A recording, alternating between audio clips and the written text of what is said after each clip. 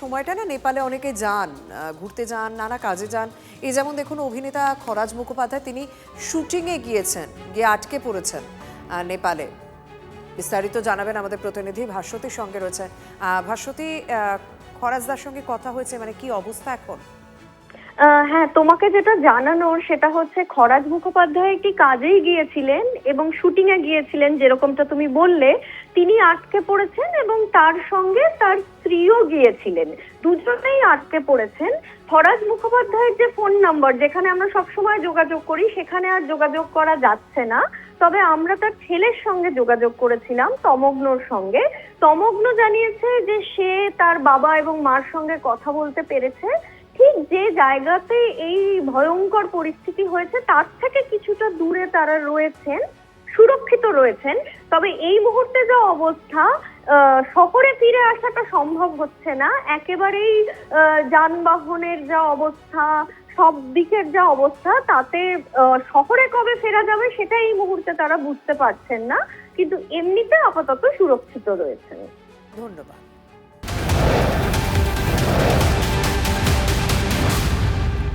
নেপালের রাসুয়ায় লেকফাটা বিপর্যয়, হরপাবানে এখনো পর্যন্ত ৭২ জনের মৃত্যুর খবর পাওয়া যাচ্ছে। রাজ্যের বেশ কয়েকজন পর্যটক নিখোঁজ রয়েছেন, আমরা যেরকম জানালাম।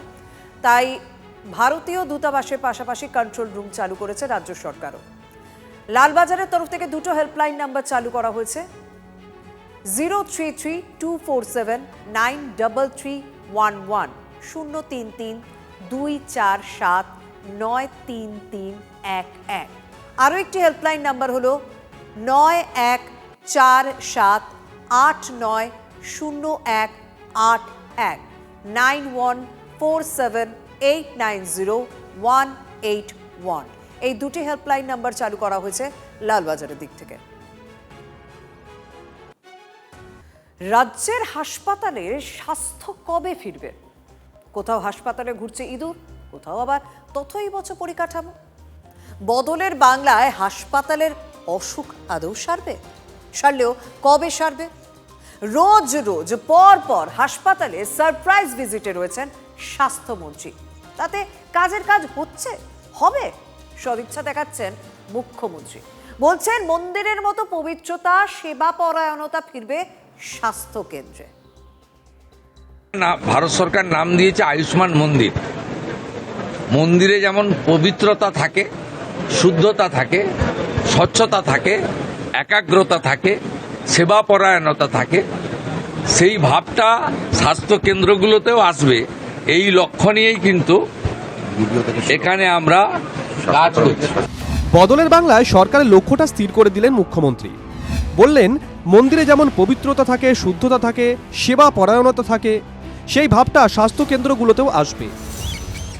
মুখ্যমন্ত্রীর সদিচ্ছা রয়েছে, কিন্তু বাস্তব ছবিটা কি দেখুন।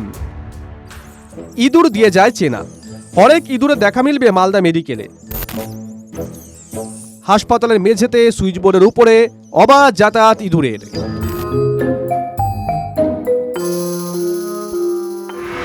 অনেক ইঁদুর দৌড়ে যাচ্ছে। পেশেন্টের গায়ে চলে আসছে? হ্যাঁ, ওই যে উঠে যাচ্ছে, তো বিছানাতে উঠে যাচ্ছে, মশারি তলে ঢুকে যাচ্ছে। কখন আসছে ইঁদুর? রাতের বেলা।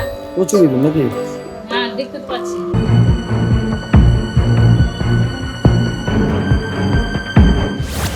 এবার ঘাটাল বীরসিংহ গ্রামের বিদ্যাসাগর ব্লক প্রাথমিক স্বাস্থ্যকেন্দ্র। বীরসিংহ মানে ঈশ্বরচন্দ্র বিদ্যাসাগরের জন্মস্থান। স্থানীয়দের সাপ কথা, তার গ্রামে তারই হাতে শুরু হওয়া গ্রামীণ স্বাস্থ্যকেন্দ্রের একই হাল।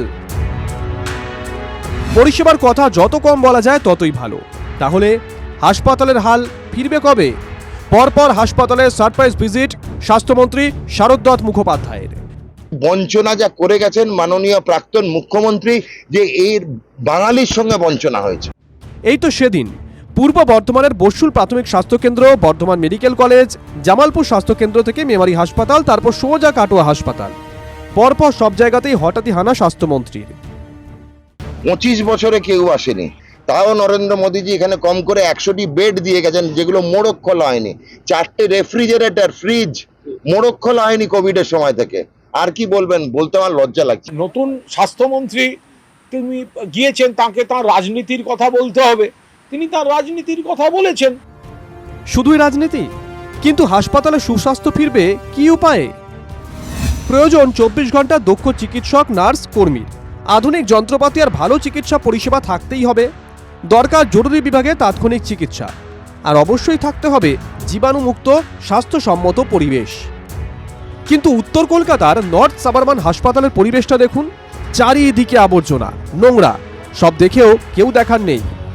আমি সরকার নই, আপনিও সরকার। সরকার তো আপনারাই নির্বাচন করছে, তো ইচ্ছে থাকবে না?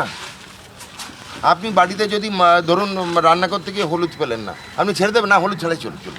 আমরা এই মুহূর্তে দাঁড়িয়ে রয়েছে নর্থ সাবারবান হসপিটালে, এবং যেখানে আজ তিনি এলেন, পরিদর্শন করলেন, এবং কার্যত যে কথাটা তিনি আজকে সমস্ত কিছু দেখে উল্লেখ করলেন, তিনি বললেন যে পরিষেবা অত্যন্ত খারাপ। সবথেকে বড় বিষয় হচ্ছে অপরিচ্ছন্ন রয়েছে এই হাসপাতাল এবং হাসপাতাল চত্বর, এবং সরাসরি তিনি ক্যান্টিনেও ঢুকে দেখলেন। মাছের পিস দেখাতে পারবেন? না স্যার, দেওয়া হয়ে গেছে। ডালের অবস্থা খুব খারাপ, ভাতের অবস্থা বেশ। আপনি ইমপ্রুভ করুন। আপনার ওনার ডাবল রেট করে দিয়েছি। আমি খাবার নিজে টেস্ট করলাম, এমন না চালটাকে চেঞ্জ করবো। আচ্ছা সুপার সাহেব, অল্টারনেট দিয়ে আপনি এখানে চেক করবেন। আরজিকরের পর্যবেক্ষণে রয়েছে নর্থ সাবারবান হসপিটাল। চারিদিকে আবর্জনা, পরিকাঠামো ও চিকিৎসা পরিষেবা দেখে ক্ষুব্ধ স্বাস্থ্যমন্ত্রী। আচ্ছা, আপনাকে 1 সপ্তাহ সময় দিলাম। আর খাবারের কোয়ালিটি ইমপ্রুভ, পুরো জঙ্গল সাফ, প্রত্যেকটা ড্রেন সাফ, প্রত্যেক 30 ফিট পর পর জেনারেল ওয়েস্ট বিন, গদিগুলো পাল্টানো। ওপিডির জন্য যা যা ডাক্তারবাবুর লাগবে আমাকে জানাবেন, আমরা পরিষেবা দেব।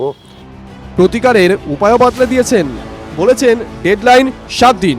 7 দিনেই প্রয়োজন আমূল পরিবর্তন।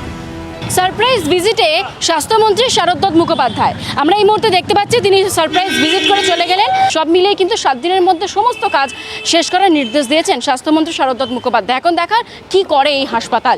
ভিডিও জার্নালিস্ট রজতের সঙ্গে ঐন্দ্রিলা, TV9 বাংলা, কলকাতা।